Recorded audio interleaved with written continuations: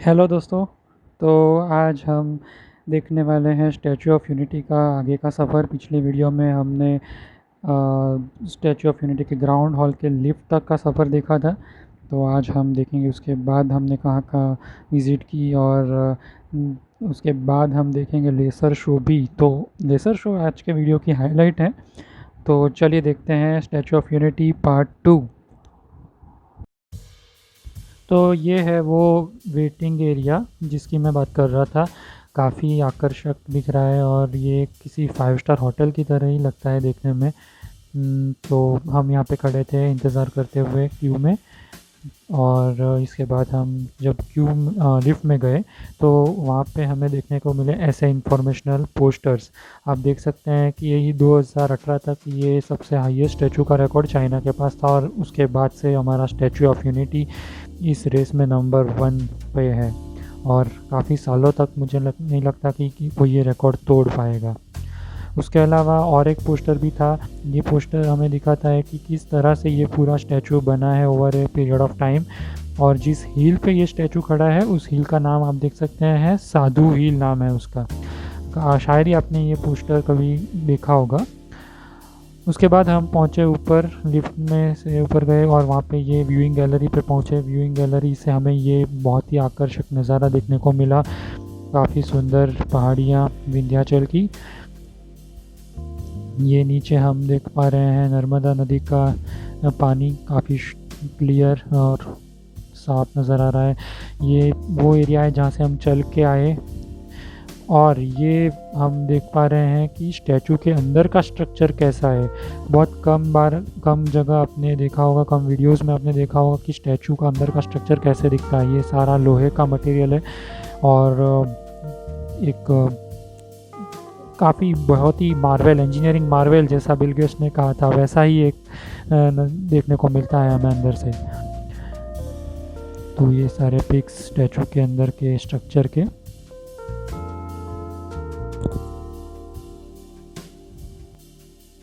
उसके बाद हम नीचे आ गए और हमें वेट करना था थोड़े टाइम के लिए, क्योंकि लेज़र शो शुरू होने में भी टाइम था। लेकिन जाते जाते हमने ये देखी वॉल ऑफ यूनिटी, जो हम जब एंटर हो रहे थे तब हमसे मिस हो गई थी। तो ये वॉल ऑफ यूनिटी की स्पेशलिटी ये है कि पूरे भारत के अलग अलग राज्यों के 1,67,000 गाँवों के किसानों ने दी हुई मिट्टी से ये बनी है, और इसीलिए उसका नाम है वॉल ऑफ यूनिटी। तो काफ़ी स्पेशल थी ये वॉल ऑफ यूनिटी। उसके बाद सनसेट हो रहा था और हमने कुछ बहुत ही आकर्षक फ़ोटोज़ खींची ये स्टैचू ऑफ यूनिटी की सनसेट के वक्त। आप देख सकते हैं काफ़ी बढ़िया फ़ोटोज़ आई उस वक्त। और बाद में हम सेटल हो गए जहाँ पे बैठ के लेज़र शो दिखाया जाता है, और ये उस जगह से ली गई कुछ बहुत ही लुभावनी पिक्स आप देख सकते हैं। तो अभी हम देखेंगे लेज़र शो का वीडियो।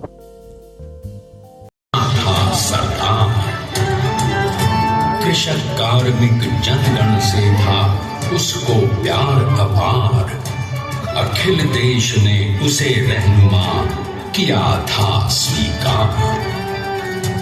गांधी बापू का शिष्य, सत्य अहिंसा का अवतार, किंतु एक भारत करने को धर लेता हथियार।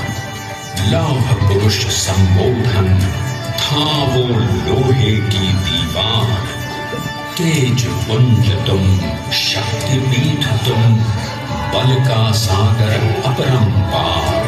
ऋणी देश का नम्र नमन तुम स्वीकारो सरदार।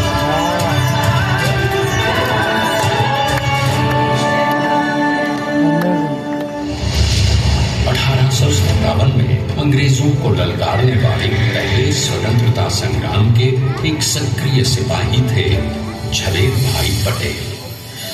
करमसद गांव के इस बहादुर देशभक्त किसान और उनकी पत्नी लाडबाई के 5 बेटों और 1 बेटी में से चौथे पुत्र थे वल्लभ भाई। बालक वल्लभ ने करमसद के बाद नडियाद से अपनी हाई स्कूल की शिक्षा पूरी की। फिर 13 साल की उम्र में उनकी शादी भी हो गई छोटी सी झवेरबाई से। 2 बच्चों, बेटी मणिबहन और बेटे डाया भाई को जन्म देने के बाद झवेर बाई असमय ही चल बसी। सदी बदलने और 20वीं सदी आने पर उनका जीवन भी एक चमत्कार की तरह बदला। प्लीडर का इम्तिहान पास करके वो वकालत करने लगे, पहले गोधरा, फिर आनंद और उसके बाद अहमदाबाद में। मगर जल्द ही वकालत छोड़कर वो बैरिस्टर बनने की इच्छा से इंग्लैंड चले गए। लंदन में बैरिस्टरी में अव्वल आने और वजीफा जीतने वाले वो अनोखे भारतीय थे। अब तो अहमदाबाद की वरिष्ठ अदालत में बैरिस्टर पटेल की जिरह और जीतों की धूम मच गई।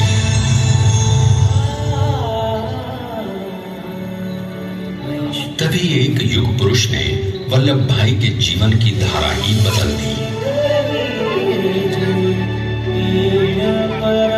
दक्षिण अफ्रीका में सत्याग्रह के अहिंसक अस्त्र से गोरे शासकों को सबक सिखाकर भारत वापस आए बैरिस्टर मोहनदास करमचंद गांधी से मिलकर वल्लभ भाई ने अपने कुछ वर्षों से सीखे विदेशी व्यवहार और संस्कार हमेशा के लिए त्याग दिए और अब वो अपने खेड़ा के किसानों को हक दिलाने के लिए बापू के साथ आंदोलन में कूद पड़े। अब उनके पैरों में जूते नहीं, गांवों की धूल थी। हृदय में भारत भूमि की शस्य श्यामला धरती।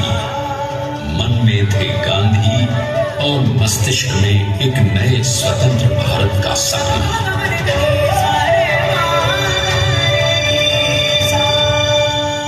तभी बारडोली के मजबूर मजलूम किसानों की यातना का समाचार उनके पास पहुंचा।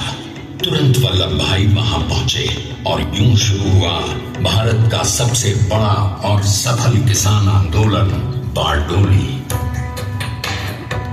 वल्लभ भाई ने बारडोली के 87,000 किसानों को ऐसा अटल अडिग अचल मनोबल दिया कि अंग्रेजी सरकार हिल गई और 1 बरस के बाद इनका लगान माफ कर दिया गया। अब तो पूरे देश में लोग वल्लभ भाई के नाम की कस्में खाने लगे।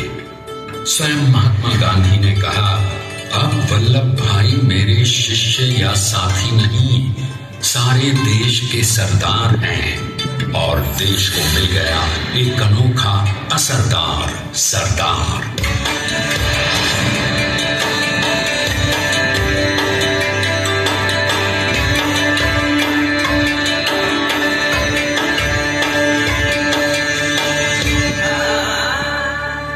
सरदार पटेल के नाम और देशभक्ति से अंग्रेज डर कर कांपने लगे।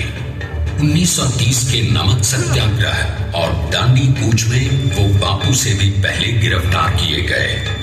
तो सन 1932 में फिर उन्हें बापू के साथ ही जेल में 2 सालों के लिए डाल दिया गया।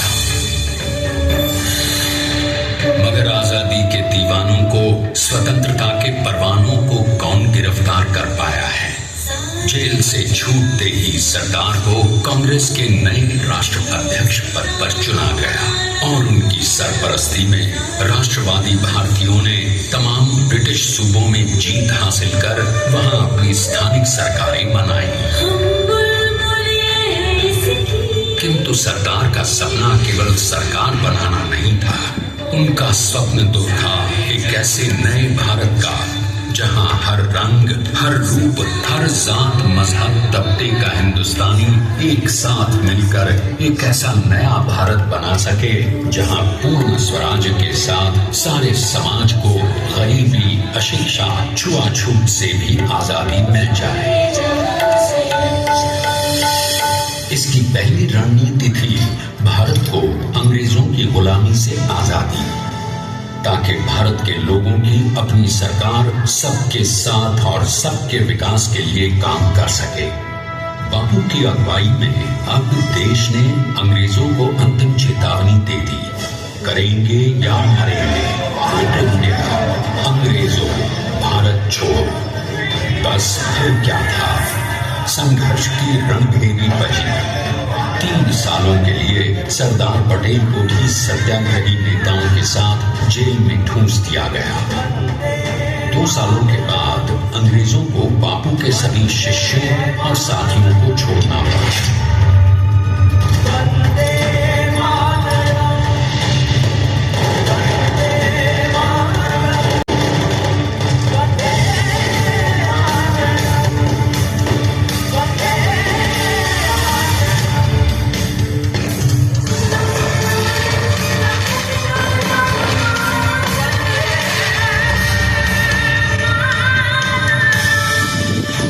स्वतंत्रता के स्वप्न के सच होने के साथ अब सरदार पर कई एक नई जिम्मेदारियां थी।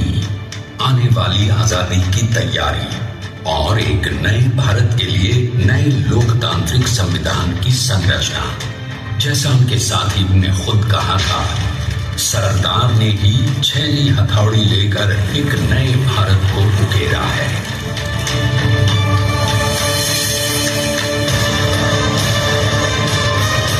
स्वाधीनता तो प्राप्त हुई, लेकिन खंडित भारत में भी उठते विभाजनवादी अंधकार को अभी दूर करना था। जब देश के खंड खंड होने का भय उत्पन्न होने लगा, तो सरदार ने निर्भय होकर खुद अपनी केंद्र सरकार और साथियों को भी चुनौती दे डाली और जम्मू कश्मीर को बचाने के लिए सारे देश का आकाश वायुयानों से भर गया।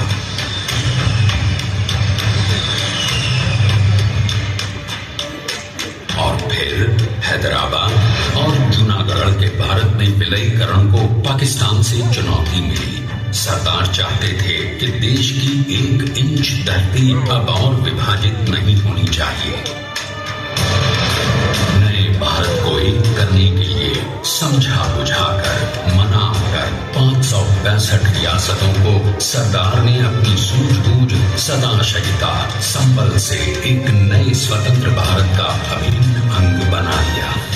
हमारे इतिहास में अखंड भारत के पुरुषार्थ का ये एक महानतम अध्याय है। जैसा उन्होंने स्वयं कहा था, हमें नए धागों को पुराने ताने बाने में ऐसे पिरोना है कि एक दूसरे में गुंथ जाए और बेहतरीन बनावट वाला एक नया भारत उभर कर सामने आ सके। अंततः अपने वज्र दृढ़ संकल्प से एक नया विराट विशाल एक भारत श्रेष्ठ भारत बनाकर दिखा ही दिया सरदार ने। संसार के सबसे बड़े प्रजातंत्र के शिल्पी को प्रणाम करने के लिए देश ने बनाया है ये समर्थ स्मारक। स्वाधीन भारत को समर्थ भारत में बदलने वाले सरदार पटेल को समर्पित प्रेरणा तीर्थ भी है। प्रधानमंत्री श्री नरेंद्र मोदी के नेतृत्व में बनी विश्व की इस विशालतम प्रतिमा के सामने आकर सारी दुनिया जैसे स्वयं भी नतमस्तक हो जाती है।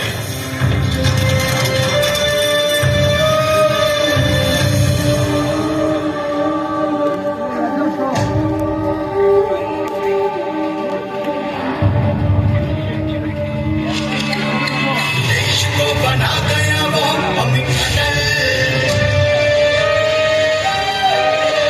बना सका उसे न कोई शत्रुदल।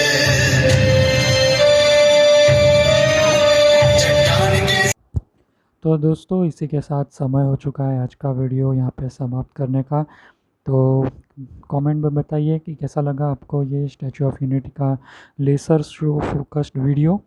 और अगर मुझे लगता है कि और कुछ चीज़ें बतानी बाकी हैं तो मिलेंगे part 3 of statute of unity video में, जहाँ पे हम कुछ अपेंडिक्स टाइप ऑफ फ़ोटोज़ और कुछ चीज़ें अगर बाकी होगी बतानी तो वो ऐड करेंगे।